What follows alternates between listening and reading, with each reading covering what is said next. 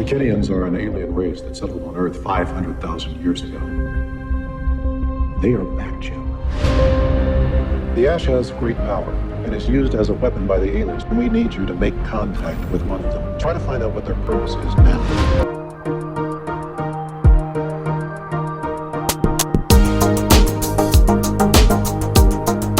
Can you tell us a little bit about yourself and your journey to filmmaking? Yeah, sure. I studied at Cornell, and I fell in love with acting because I took a class there, and I just loved it. But I didn't think it was a career or anything. So I lived in New York City, and I worked there as a consultant for Mercer, and then I was in technology with a company called DoubleClick. And 9/11 happened, and I was like, oh, wow, like life is actually really, really short. So I took practical steps into figuring out how to make acting a career, just shoot short films. I would take classes at NYU and things like that. And then I got the opportunity to move to Hong Kong. And there, after having made short films and kind of gained some skills, I got a job at CNN as a producer, and that was great. But I didn't think that was something that was really what I wanted to do, because I wanted to make feature films. So I left CNN and started writing my first script just like a year or two afterwards. And I was doing it nights and weekends. So I took a different job, which was a little bit less hectic and overbearing on my creativity, and really focused on writing my script. And that movie was called Super Capitalist. It had Linus Roach, Kenneth, who was in Batman Begins, and Ken Tsung, who was in Die Another Day, Rush Hour 2. And that movie came out in 2012 with Warner Brothers. And since then, I've made 4 feature films. Yeah, and that's me. Yes. So how do you usually introduce yourself? It seems like you're wearing so many hats, right? Director, scriptwriter, producer, actors. Who are you? Yeah, I mean, I'm a filmmaker. I enjoy a lot of things. I think I want to be one of the greatest filmmakers. That's my my motto is I want to just be really good at the craft of creating. And I think that's what it is in this day and age. Really, I don't think that we should put ourselves in a box. Before, maybe without that technology, which has changed things, it wasn't as easy as to do multiple hats. But now, with cameras being so available and readily and easily to use, and editing tools, it's amazing. Yes. what you can do now. So, yes. Yeah, I saw that you studied statistics at the Cornell University. So very different life. You spent 4 years at the university, right? And then I can imagine you have intensive course of studying there, and then you jump right into the films. That's a very interesting move into the film. Yeah. I mean, I enjoyed my time at Cornell. I mean, I took classes like Wines, for example, too. But it was intense. And I actually found myself in my last year just taking courses that I love. And as I mentioned, I took acting was one of them. But I took like really high level mathematics too, as well. I don't know why I want to do these things, but I was just, I don't know, something in me kind of woke up in that last year. Maybe it was a level of maturity. Every year you mature in college.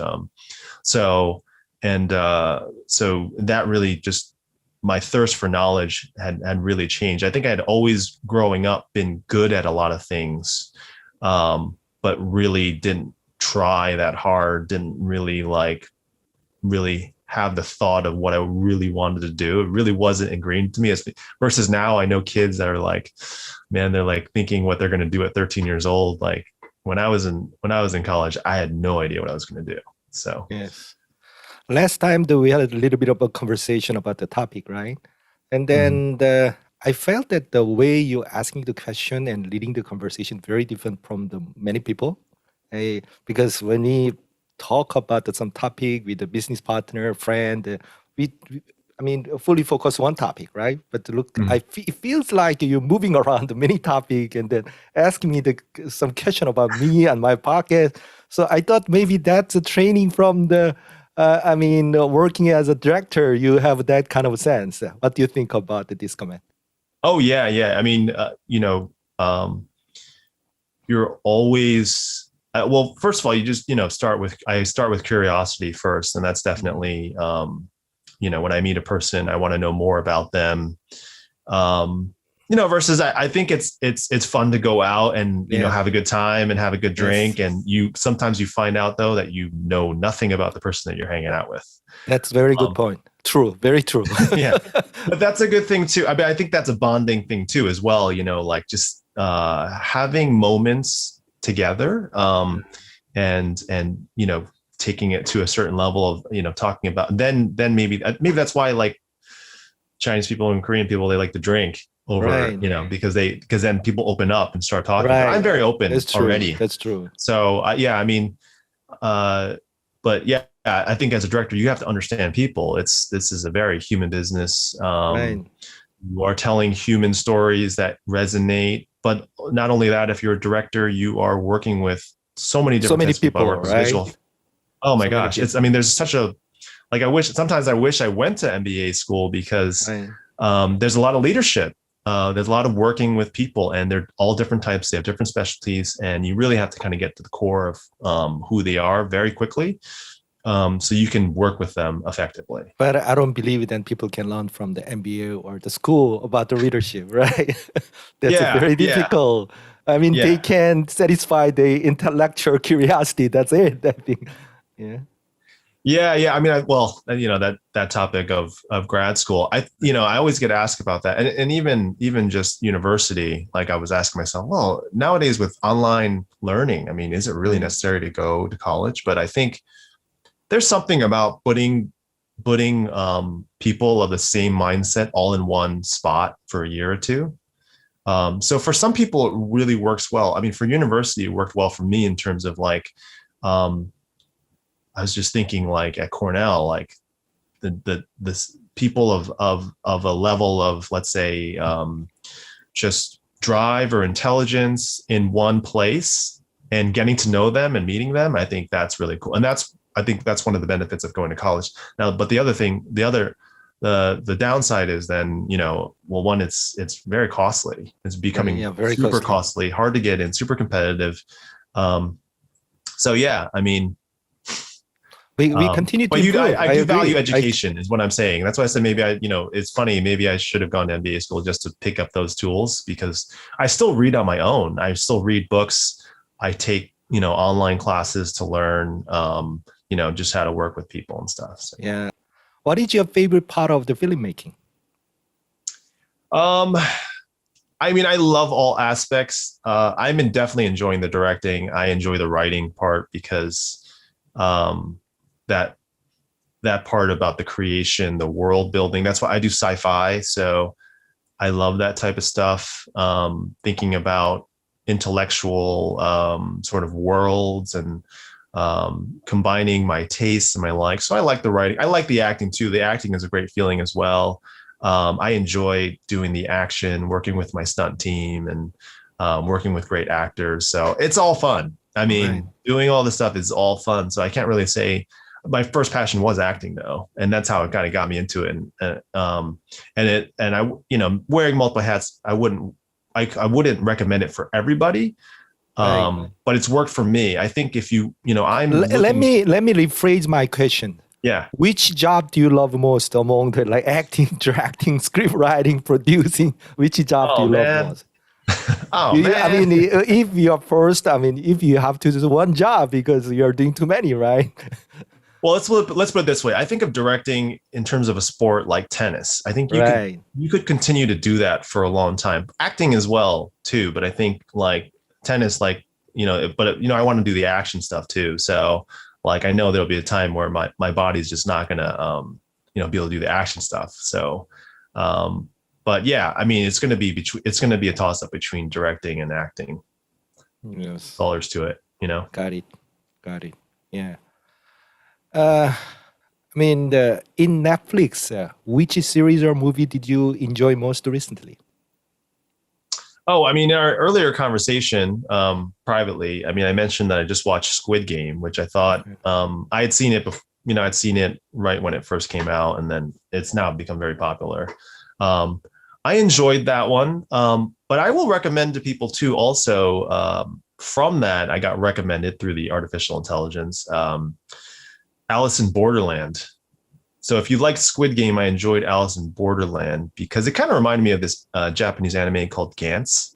So Gantz, which is also on Netflix. So I would recommend, any of those three as very entertaining. Squid Game reminded me of what a lot of the good things of Korean cinema that I enjoy. There's a great twist. It's very dramatic. Yes. The main character goes through so much, and you learn about him, and he's got a daughter that he's fighting for, but he's a screw up. So those are like all the elements of what Korean cinema does so well.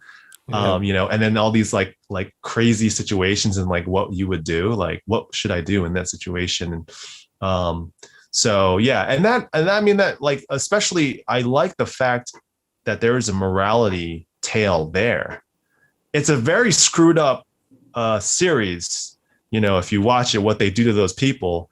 But there's a lesson to be learned, and that's something that I'm interested in as well with movies, is that there should be a message, and I like to lean on positive messages, because I think that's what we need nowadays, or all the time, is to keep positive as well. So, got you.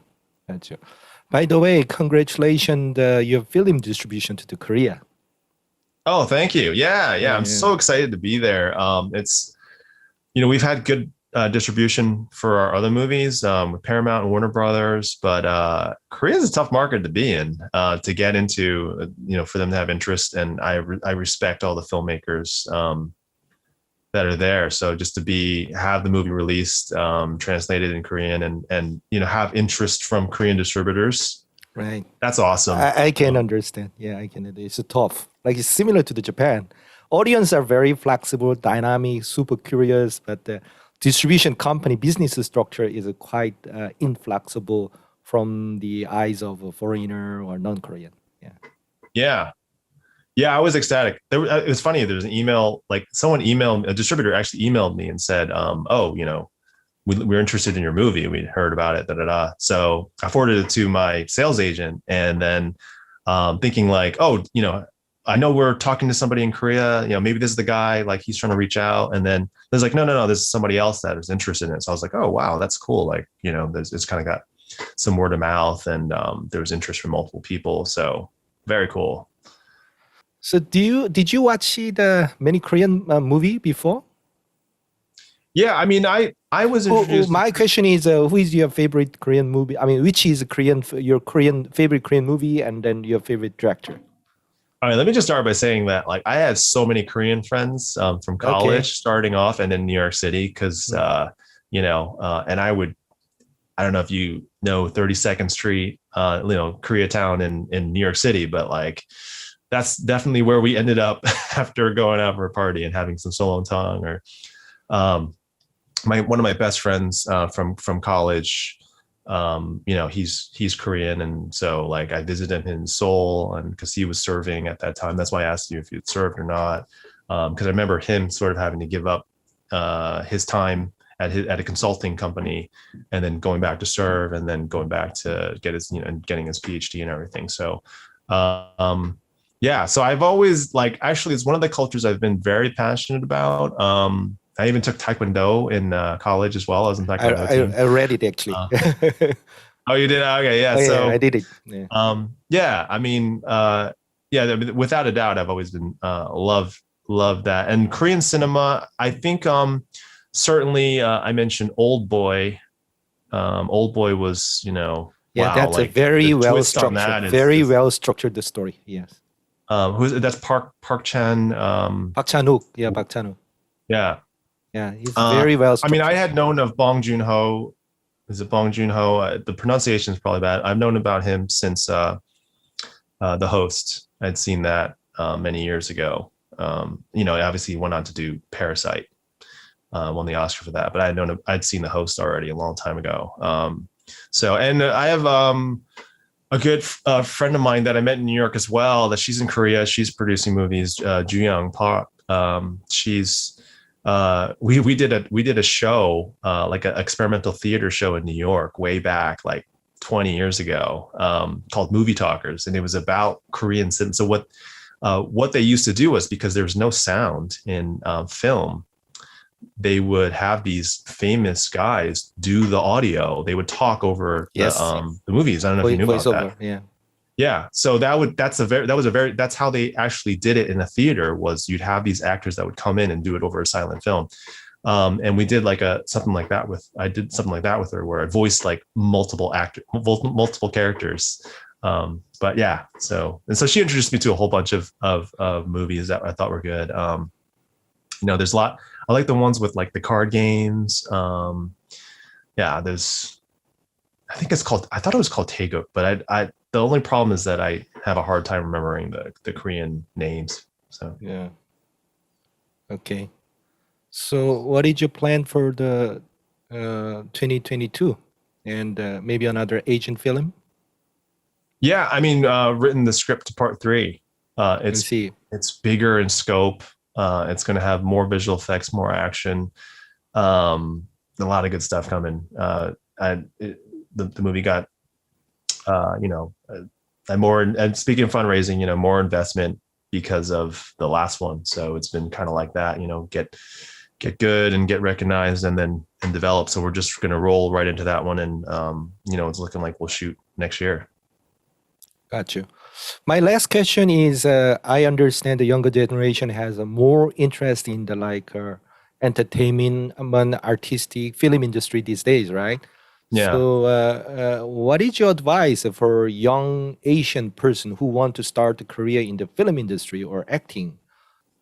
But, advice wise, I say just as I mentioned, practice. You have to learn more skills than one. Otherwise, it's kind of left to chance. Like if you're as an actor, for example, though, let's say, for example, you're auditioning, you have to put yourself on tape nowadays, especially because it's online. So you have to know how to operate a camera. So why not learn how to operate a camera? You want to be an actor, you want to be in film. Why wouldn't you know how cameras work? Why wouldn't you know about depth of field, focus, shutter speed, exposure, all those things that you should know about how pictures are taken, because that's what's capturing your image. So the more you know about the other areas, it's called, I think about Wayne Gretzky. So I like his philosophy of cross training, and that goes back to my philosophy of knowing how to direct, knowing how to act, knowing how to write, knowing what it takes, actually going out and doing it and building up those skills.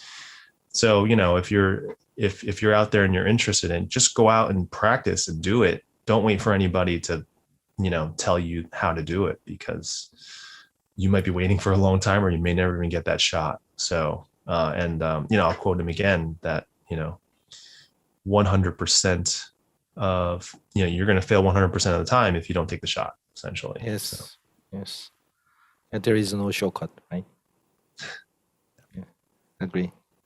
Okay, I finished all the questions. Thank you so much for taking time introducing your interesting professional journey as an actor, filmmaker, scriptwriter. A very interesting story. Well, thank you. Yeah, I appreciate it. And, hope people will check out the movies and check out, my social media. So, yeah, thank you.